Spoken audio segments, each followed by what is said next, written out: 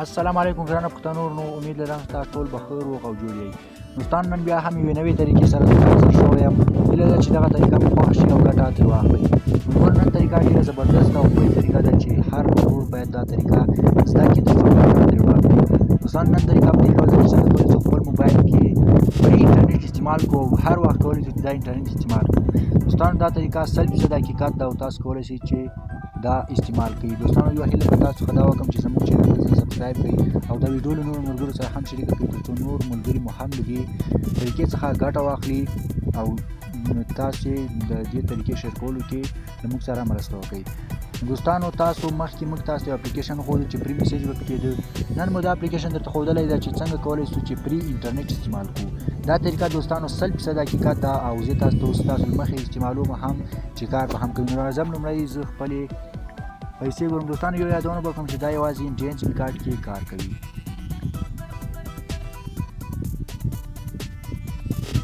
دوستانو زه خپلې پیسې تاسو ته ښیم چې څو پیسې تاسو وګورئ.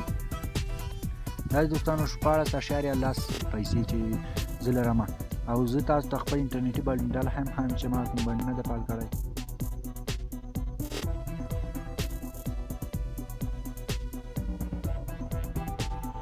دوستانو زه تاسو ته اوس دا هم ښیم چې ما هېڅ بنډل نه ده فعال کړی او 100% دا طریقه کار کوي. ما هم استعمال کړی او ډېر ملګري دا استعمالوي. نو اوس تاسو کتلی شئ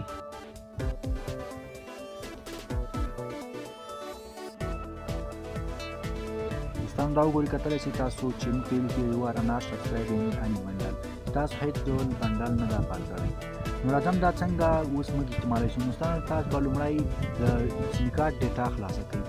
یوازې دوستانو دا ډیټا که انټرنیټ وي یا نه وي صرف ډیټا خلاص کړئ. دوستانو کار کوي او یا نه کوي. که پیسې نه وي یا هېڅ شی نه وي خو یوازې تاسو به د انټرنیټ سیم کارت ډیټا خلاصوي.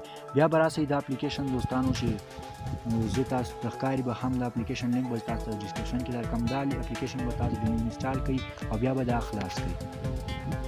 کله چې اپلیکیشن خلاص کړم تاسو به دلته یو سیټینګ کوئ. دلته به راسئ کنفیور باندې به کلیک وکړئ. کنفیور نه مې چې کلیک وکړ دلته بیا تاسو ته کنیکشن په دې باندې به کلیک وکړئ او دلته دوستانو د کنیکشن موډ دا به تاسو کلیک کړئ. دا دوستانو په دې سایزونو کې هر ډول وي نو تاسو به دا لاندې DNS دا سایز به انتخاب کړئ. دوستانو دا DNS انټرنیټ چې دا لږ ډېر سلو هم ده خو دوستانو تاسو مشکل په دې باندې حل کولی شئ یا فري انټرنیټ د هر وخت کارولی شئ. خو په دې کې نور دوستانو دا په دې کې چټک انټرنیټ هم راځي. وخت سره به تاسو بیا په دې کې ډېر چټک انټرنیټ کارولی شئ. اوس لپاره دا هم کافي ده او تاسو کولی شئ چې فري استعمال کړئ. نو دا هغه سیټینګ مو چې وکړ بیا بېرته بیک شئ او را به شئ سټارټ کنیکشن باندې به کلیک وکړئ. کله مو چې دا کلیک کړ دوستانو لږ به انتظار وکړئ تر څو دا کنیکټ شي. دلته کتلی شئ دوستان لیکلي دي trying to establish a connection to EMS 18. نو دا به دوستانو اوس کنیکټ کېږي. لږ انتظار به ورته کوئ تر څو دا کنیکټ شي. دا کتلی شئ دوستانو کنیکټ دوستانو وګورئ کنیکټ to EMS 18 دې سره اوس کنیکټ شو. به تاسو تر ووځئ. دلته زه اوس تاسو ته ښیم هم دوستان تاسو دا کتلی شئ چې ما په دې باندې انټرنیټ خلاص کړی ده او زه تاسو ته ښیم هم. دوستانو ما ویډیو لږ سکیپ کړی ده د دې لپاره چې دا کله کله کار نه کوي نو ما هغه جوړ کړ او تاسو ته دا زه 100% حقیقت سره وایم چې دا حتما کار کوي. تاسو هرومرو له دې څخه ګټه واخلئ. اوس دوستانو تاسو کتلی شئ چې د دې سرعت دوستانو لږ څه سلو ده خو دا به آینده کې ډېر چټک وي او تاسو به فري انټرنیټ کارولی شئ. اوس هم دوستانو د عمره تاسو مشکل په حل کېږي. دا وګورئ دوستانو انټرنیټ راواوښتو.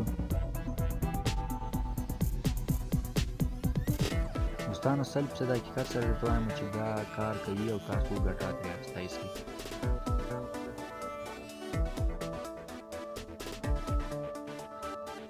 دا وګورئ دوستانو هر څه تاسو کتلی شئ چې کار کوي. نو خدای دې وکړي چې دغه طریقې څخه ګټه واخلئ او دا طریقه له نورو خپلو ملګرو سره شریکه کړئ تر څو نور ملګري مو هم له دې څخه ګټه واخلي. دا نننۍ طریقه چې تاسو ته مو ښوده تر بلې طریقې چې ستاسو درنو حضور ته درېږم. تاسو په پاک او بښونکي خدای سپارم. ښه وخت ولرئ.